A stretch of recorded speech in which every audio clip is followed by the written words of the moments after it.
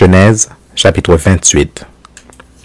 Isaac appela Jacob, le bénit et lui donna cet ordre: tu ne prendras pas une femme parmi les filles de Canaan. Lève-toi, va à Padan Aram, à la maison de Bethuel, père de ta mère, et prends-y une femme d'entre les filles de Laban, frère de ta mère. Que le Dieu Tout-Puissant te bénisse, te rende fécond et te multiplie, afin que tu deviennes une multitude de peuples. Qu'il te donne la bénédiction d'Abraham à toi et à ta postérité avec toi, afin que tu possèdes le pays où tu habites comme étranger et qu'il a donné à Abraham. Et Isaac fit partir Jacob, qui s'en alla à Padan Aram, auprès de Laban, fils de Bethuel l'Araméen, frère de Rebecca, mère de Jacob et d'Ésaü. Ésaü vit qu'Isaac avait béni Jacob et qu'il l'avait envoyé à Padan Aram pour y prendre une femme. Et quand le bénissant, il lui avait donné cet ordre: tu ne prendras pas une femme parmi les filles de Canaan. Il vit que Jacob avait obéi à son père et à sa mère, et qu'il était parti pour Padan Aram. Ésaü comprit ainsi que les filles de Canaan déplaisaient à Isaac son père. Et Ésaü s'en alla vers Ismaël.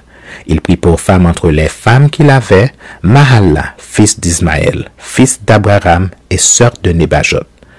Jacob partit de Beersheba et s'en alla à Charan. Il arriva dans un lieu où il passa la nuit, car le soleil était couché.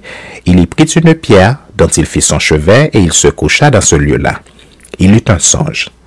Et voici une échelle était appuyée sur la terre et son sommet touchait au ciel. Et voici les anges de Dieu montaient et descendaient par cette échelle. Et voici l'Éternel se tenait au-dessus d'elle. Et il dit: je suis l'Éternel, le Dieu d'Abraham ton père et le Dieu d'Isaac. La terre sur laquelle tu es couché, je la donnerai à toi et à ta postérité. Ta postérité sera comme la poussière de la terre. Tu t'étendras à l'Occident et à l'Orient, au septentrion et au Midi, et toutes les familles de la terre seront bénies en toi et en ta postérité. Voici, je suis avec toi, je te garderai partout où tu iras, et je te ramènerai dans ce pays, car je ne t'abandonnerai point que je n'ai exécuté ce que je dis. Jacob s'éveilla de son sommeil et il dit: certainement l'Éternel est en ce lieu, et moi je ne le savais pas.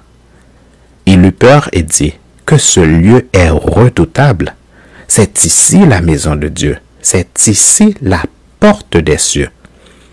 Et Jacob se leva de bon matin. Il prit la pierre dont il avait fait son chevet, il l'adressa pour monument et il versa de l'huile sur son sommet. Il donna à ce lieu le nom de Béthel, mais la ville s'appelait auparavant Luz. Jacob fit un vœu en disant: si Dieu est avec moi et me garde pendant ce voyage que je fais, s'il me donne du pain à manger et des habits pour me vêtir, et si je retourne en paix à la maison de mon père, alors l'Éternel sera mon Dieu. Cette pierre que j'ai dressée pour monument sera la maison de Dieu, et je te donnerai la dîme de tout ce que tu me donneras.